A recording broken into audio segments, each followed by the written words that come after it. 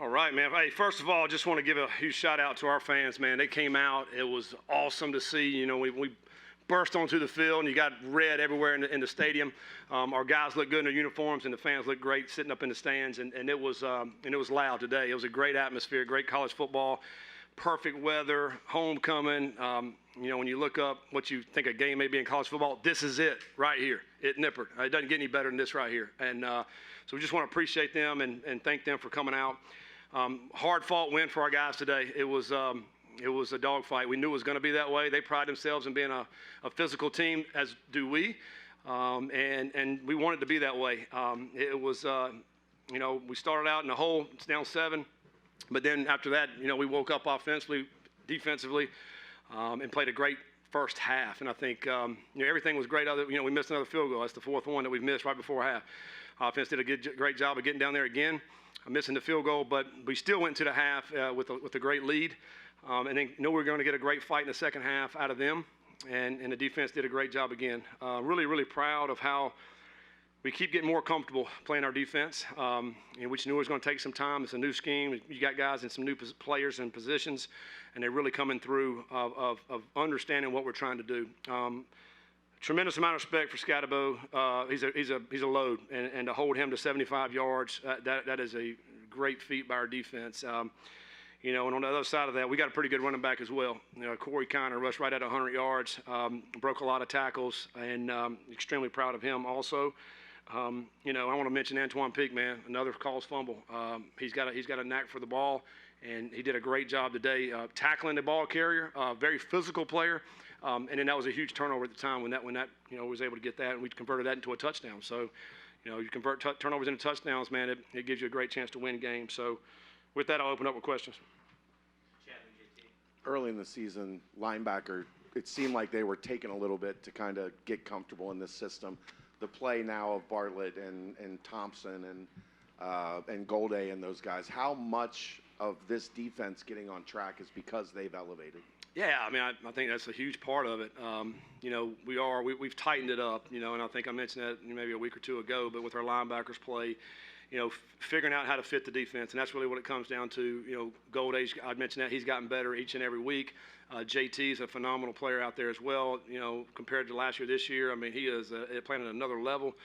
Bartlett is a new position for him, so we knew it was going to take some time, and he's done some great things. He's gotten some sacks, I feel like, every week at opportune times.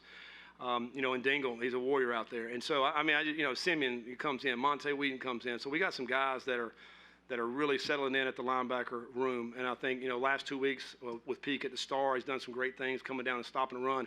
I mean, that's 3 games in a row we've played outstanding running backs and some of the best in the country. And to be able to do what we did last week and this week, to hold that team to 13, to this team to 14, that's monumental by the defense. Antoine Peak gets another forced fumble. Mm-hmm. Great time. You talked about it in your opening statement. But what does this mean for the team, just for, like, to be able to – you guys have been real good at getting opportunity turnovers. Like, what does that mean for you guys? Yeah, I mean, it gives us a chance, right? I mean, you know, I think, you know, it puts the offense right back out there on the field. It says that we're playing physical football. So if you're causing a fumble, you have to be physical because you have to hit those guys. We're doing a really good job at times of, you know, getting the punch at the ball. I think that obviously helps. You know, we have not gotten many picks. You know, I think what do we have, 3 maybe on the season, but we are leading the league in forced into fumbles. And so, you know, I think that's a testament to how hard our guys are playing on that side of the ball. Is it just a matter of time with Corey? I think before Pryor broke the big run, you guys had like 30 total rushing yards, and then he busts a big one, and then Corey takes off and finishes 99. Yeah, I mean, it was, it's a good 1-2 punch that we were able to get that back today. I felt like we were able to, you know, because this team coming in, I think we're giving up 101 yards rushing the game, something like that. So another good rush defense that we played this week. I mean, Central Florida was giving up 80 yards rushing. You know, of course, we lost Corey in the Texas Tech game, but it was a good 1-2 punch today, and Corey had some great tough runs. You know, we talk about their back as far as breaking tackles.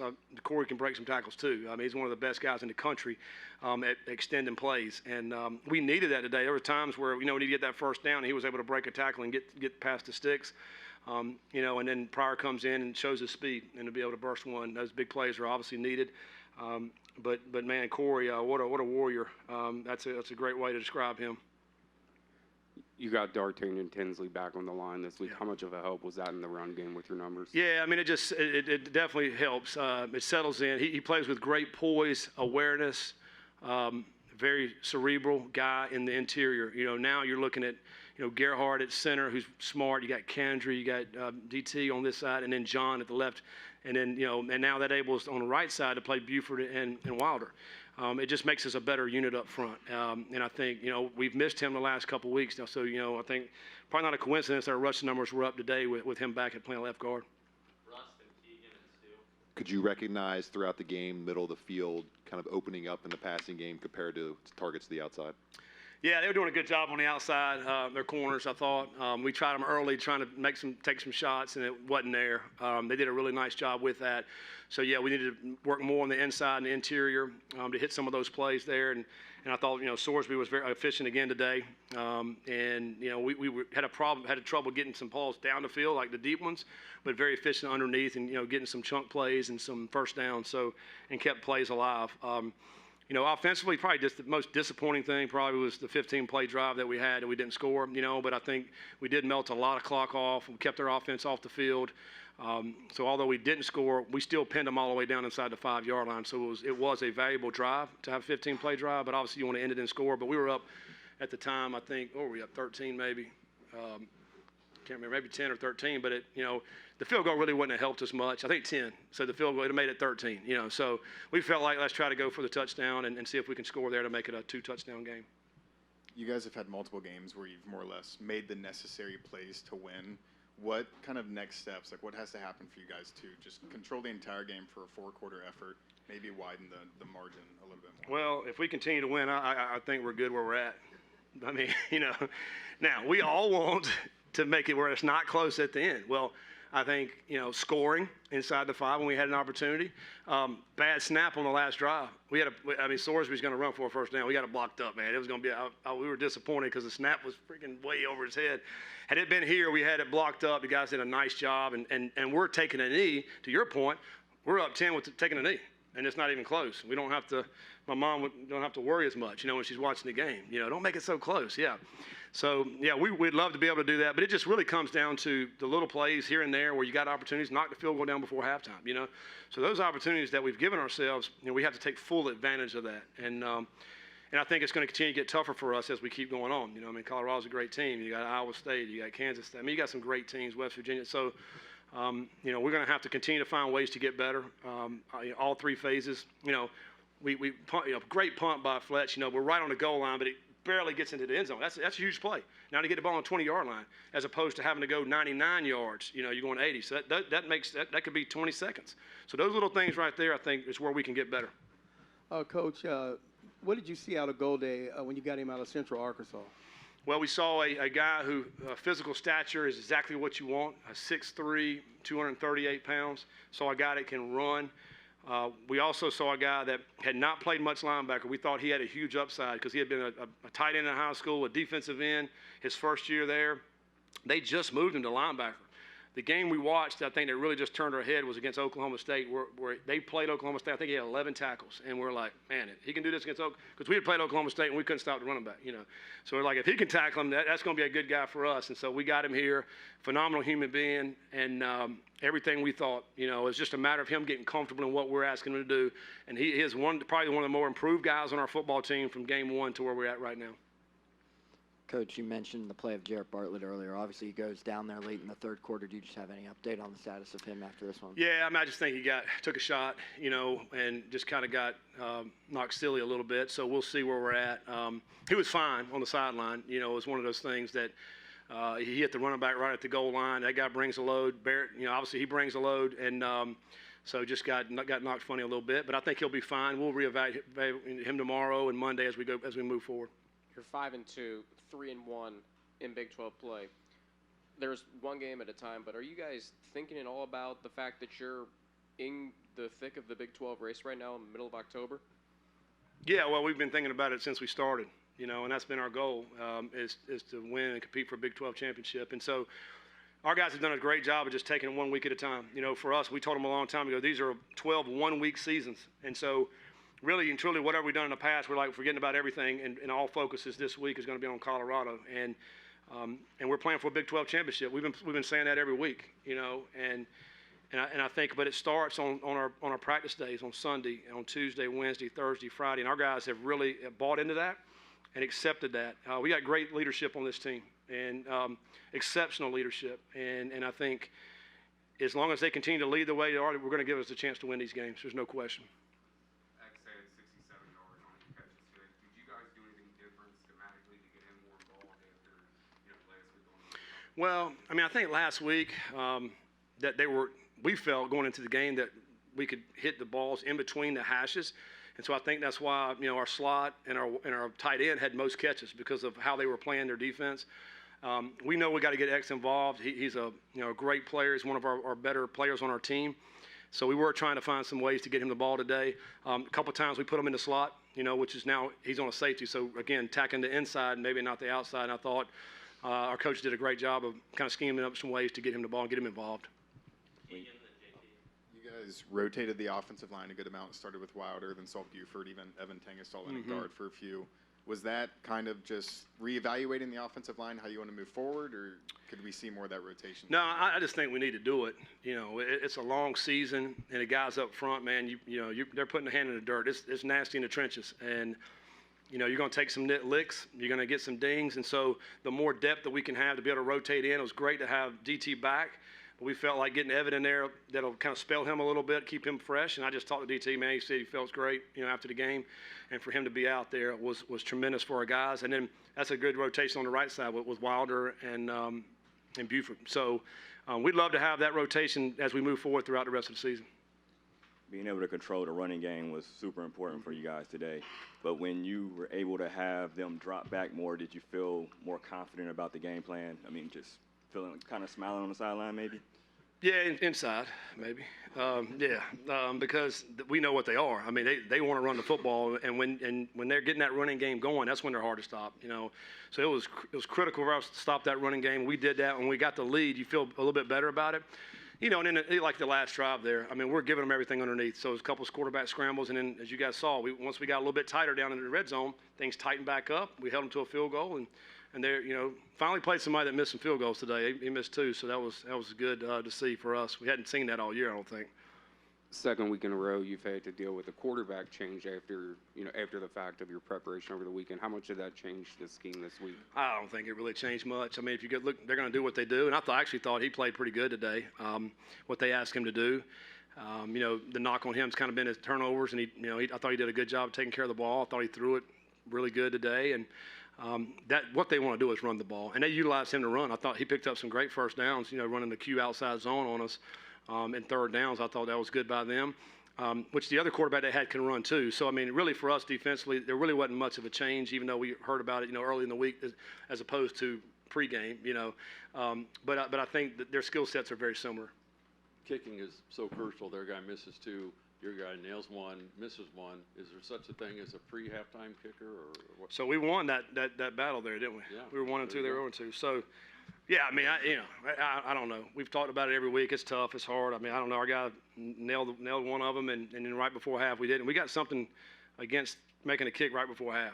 I've never seen that. It's 4 times out of our games this year that we've done a great job to get down there and just for whatever reason not made those. I think we're due. So maybe if we get it again, we'll knock it down. I anticipate him to knock it down today. I thought he had a really good week this week kicking the ball. I mean, he was very solid. He bounced back, had great confidence, and so we felt good about him going into the game today. Any other questions for Coach? Thank you, sir. All right, appreciate you guys.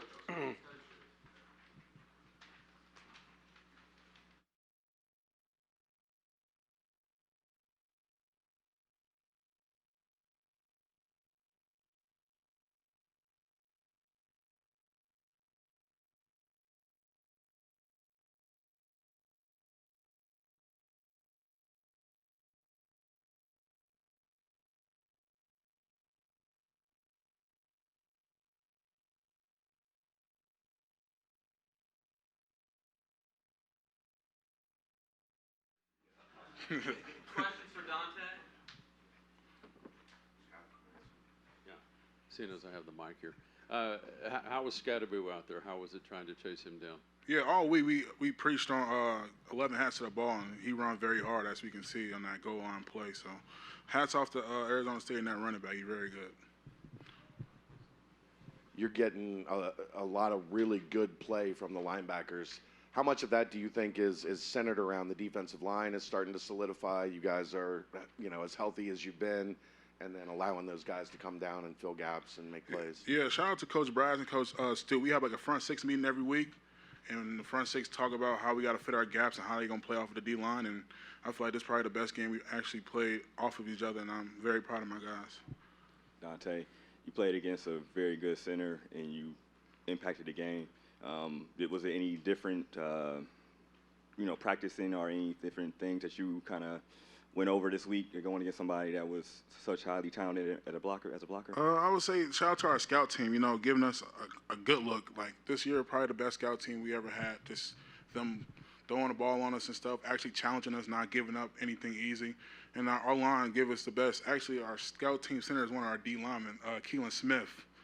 And he's a load to move, so he's getting me prepared. And the center over there, he's very good. He challenged me a lot, but my name wasn't called a lot, but I was doing my job, and that's all I can ask for. I think Antoine Peak has had four forced fumbles in 3 games, led the team in tackles today.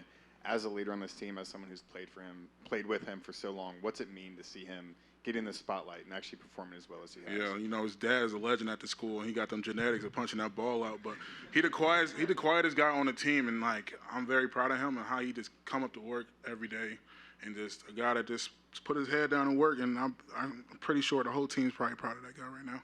As a defense, when you get a forced fumble like that, how much momentum does that create in a game like this? Just not that. It gives us confidence, we can actually stop them, bend, don't break. They was driving down the field. Finally got that forced fumble, and I just changed our mindset. We can actually do this. And it gave the offense back confidence because we wasn't doing so good at first, giving them a touchdown that easy, and then end up doing that forced fumble to change everything. How much do those fourth down stops provide momentum for not just the defense but the offense, knowing it's a chance to go out there? Oh yeah, I was wondering. Are they actually gonna run it? Then they actually ran it they went fourth down 3 times. At least twice. Yeah. Yeah, and it's just those are huge. Those basically a turnover, a pick or a fumble. So we take that and we just run with it. As a team, y'all defense got way better. So what are you guys doing consistently? Is it the players? Is it y'all mindset? What's the difference maker? Because the defense most definitely improved. Yeah, the first thing is just a connection. This team from last year is not as connected as it was this time around, and we having fun in a hotel. It's a big difference, and I can tell you right here, it's a big difference. Just getting them Goldie, wherever we found him at, Goldie, and the Canteen and them boys. All our transfers, every transfer we got is important on this team, and they're stepping up to be a leader. Canteen, first-year captain, and he just got here 6 months ago. So you can see a testament of how his leadership go around, not including the DBs and D-line. He get on me if I'm not talking in practice or anything like that. Aaron, Ryan, and Stu. 5-2 this season, 3-1 in conference, and you kind of helped put this team together as one of the leaders. What's it mean to you to know the impact that you've had on this team? Yeah, we preach all off season we have to fix that locker room. If we don't, we're not going to win any games. And that's the first thing we did, get all them great guys like Canteen and Goldie, like I said. And those guys are just locker room guys. The vibe around the team, even though I challenged the team the pit week because we end up losing that game, and I challenged them remember this feeling because it's going to go a long way. And then the last couple of games we just won came down to the wire, and we just remember that feeling. Arizona State scores on their first drive. You guys limit them to just 65 yards the rest of the half. What were those conversations like on the sideline with Coach Fight and Coach Stu? Yeah, that's one thing.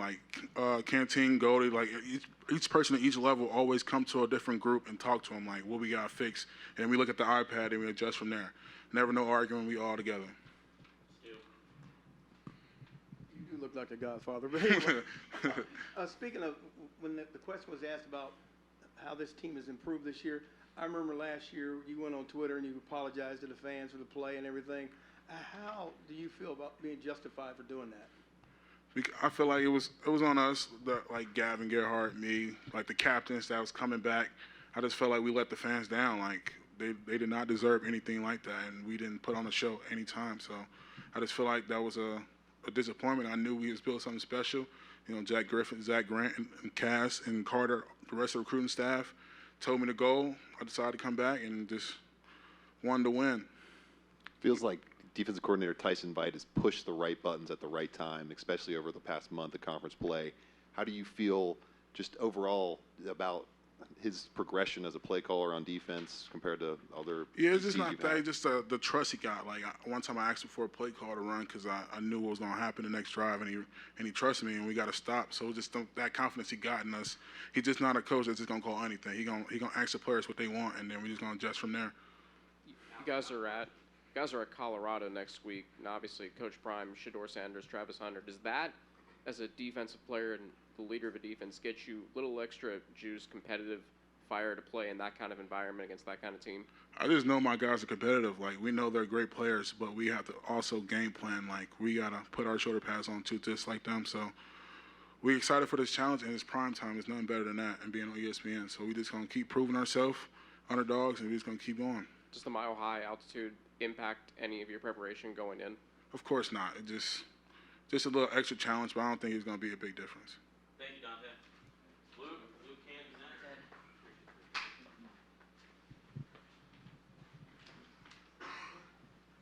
Questions for Luke?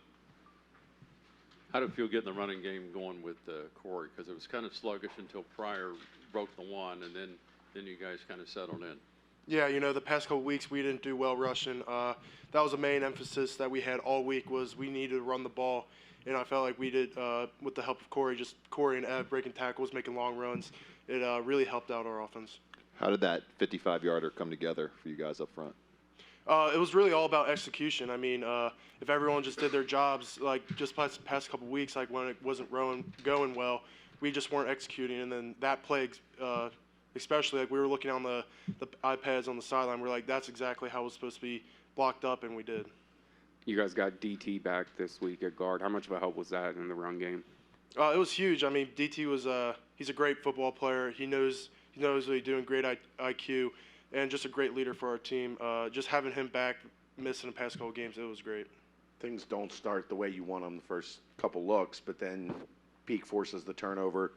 You get it in the red zone. Is there a sense of urgency in that huddle? Like, hey, all right, we're down, but we got a chance to tie this up and get back in it. Yeah, that's what also another thing we always say is complementary football.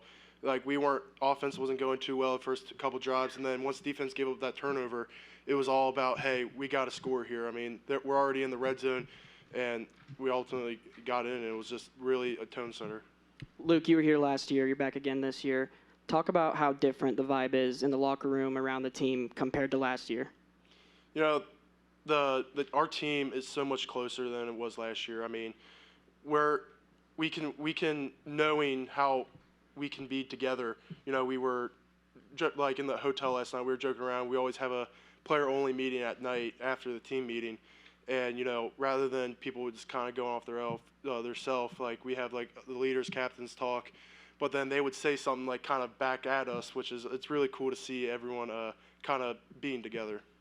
What's the confidence level right now? Like, how convinced are you that this entire locker room believes that you guys can beat a Kansas State and Iowa State and end up in a Big 12 championship game? Yeah, we have all the confidence in ourselves. I mean, that's all we need is all we got. And, I give credit to our fans. I mean, our fans have been showing up all the time, every single game, and it's just great having them. And, what we need to do is just keep building every single week to try to be as perfect as possible. Cool. Thank you, Luke. Thank you. And Antoine Peak Jr. next.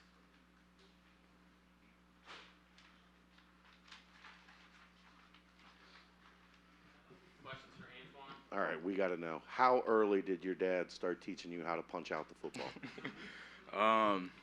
He's always been putting the emphasis on it ever since I started playing football. Just always get to the ball, try to punch it out whenever you can. When he was teaching you, did he tell you, like, this was my thing? Because I know I heard you told him you're going to break his fumble record. Yep. Yeah, I told him right away, like, yeah, I need to go get that. That's going to be mine. But, I already knew that he has the forced fumble record. And, that's kind of just something that he's always told me, like, all my football career. And that's always just kind of been a goal of mine, to just break his record. 7 games into the season, how has the success you're having out there helped with your continued development within this You know, we've just been grinding every single day, which ultimately led to the success that we're having today. You know, we're working hard, executing more, and just being a disciplined team. This year, the star position was new. There were 3 guys listed early on. You kind of taken it over. Is this just describe the position and how you've become so successful at it? I mean, the ball's falling down, and 9 times out of 10, it's 46 around it. So this position is like a safety linebacker hybrid. So you got to be able to fit the box. You also got to be able to guard people. And this position, you ultimately have to make other people right. So if they're not in their right gap, then we have to make them right so that the play ends up ending up being successful for us. Yeah, it's a unique position. We have a pretty deep room for that position. You know, we're all locked in on what we're doing, and we all have talent. Man, you're such a chill guy, but once you get inside those lines, you're a different person. Like, what happens when you strap up, man? Strap up and get on those lines. Yeah, I just kind of go into a whole different mode. You know, off the field, you know, I'm just quiet, not really talking that much, but on the field, it's like, you know, I got to be that man. I got to lock in, and I can't be the same person I am off the field. You got to be a dog. When you think back to first day on campus, maybe first practice as a true freshman, your walk-on, in your heart of hearts, did you ever believe you'd be in this position where all of a sudden you're one of the most important players on Cincinnati's defense? Back then, I didn't think I would be in this position that I am today. I was really just working hard and just like chase team, you know, on the units, special teams, and that ultimately got me to where I am today.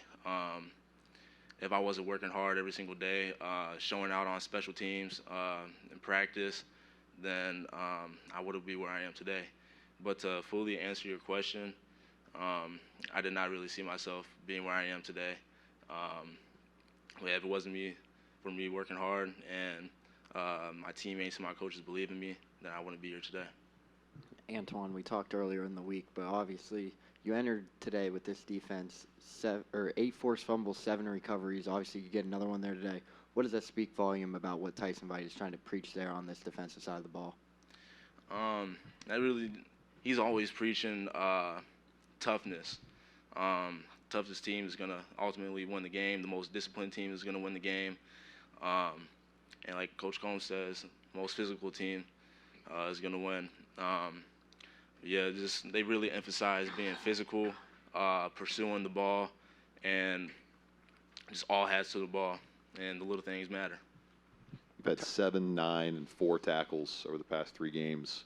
What's been the key to seeing those lanes, closing them so quickly? It's just the whole team being disciplined, just knowing where we're supposed to fit, and really just, you know, it's like I said, knowing where we're supposed to fit and just attacking the ball. Taj Brooks got you guys against Texas Tech and had a big day. Has that spurned you to turn into what you've done in the last 2 weeks against R.J. Harvey and now against Cam Scottaboo? Yeah, that game, that was not us. You know, that was just a bad game on our part. Offense was doing their thing. Defensively, we weren't really the greatest out there. And after that game, you know, that bye week, we just really locked in, and we just needed to be more disciplined, and that just ultimately leads to where we are right now. We're just working hard and just want to win every single game from here on out. Thanks, Antoine. Thank you. Brendan Sorsby up next.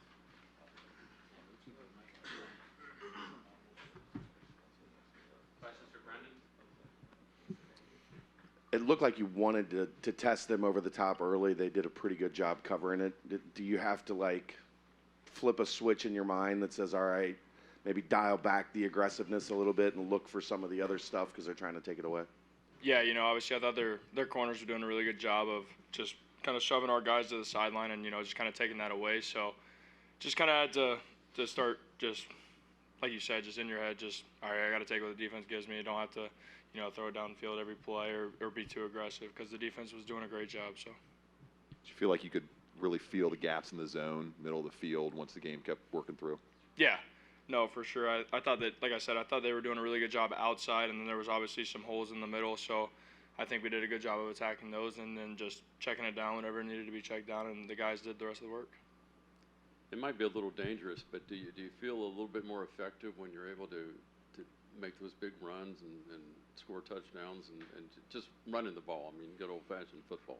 Yeah, I think obviously if I can contribute to the run game, I'd love to, and I think I did a good job today. But I felt bad on the 1 yard touchdown rush because Corey, breaks 8 tackles and gets down to the one. And I had to apologize to him on the sideline. I was like, listen, I didn't make the call. It wasn't me, dude. I was the fake pitch. I was thinking in my head pre-snap, like, do I just pitch this one out there to him and see what happens? But he did a great job. I think they did a good job of shutting down the run early, but I think we got going and it was really good. Talk about the offensive line there. Obviously, they had a big day opening up the run game and allowing you guys to get going with Corey obviously being slow in the first half and having a big day in the second half. Talk about that offensive line play today, this afternoon. Yeah, obviously had a couple guys banged up that were kind of rotating in and out.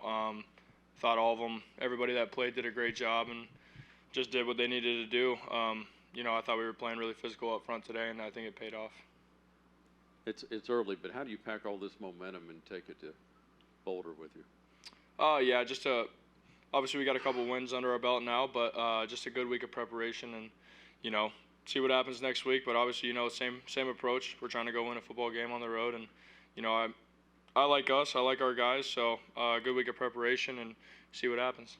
Was there anything you could feel on the deep ball, not necessarily connecting, or is it something you got to look back at tape to kind of really Obviously, you can watch the tape on the sideline now. So really, like I said, just their corners were doing a really good job of just pushing our guys to the sideline. So maybe a back shoulder ball here or there, and really, maybe just getting off it ultimately and just realizing, tip the cap to them and just move on. But, they were just doing a good job. You guys are 3-1 in Big 12 play. How do you, as one of the leaders, keep this team focused, knowing that it is in the thick of the Big 12 race right now to play in that Big 12 championship game in December? Yeah, I think all of us in here realize that any week, anything can happen. Anybody can beat anybody. So, just 1 week at a time, try and go 1-0 and see where you are in December. And, hopefully one of our goals was to play in Dallas. So, obviously that's still within reach. So we just got to continue to do what we do and find ways to win games. But just preach to the guys, hey, 1 week at a time. We're not gonna get there any faster if we just, skip to December right now. Obviously that would be nice if we were 10-2, but we just got to take it 1 week at a time. Any other questions for Brendan? Thank you, sir. Thank you all. Appreciate you.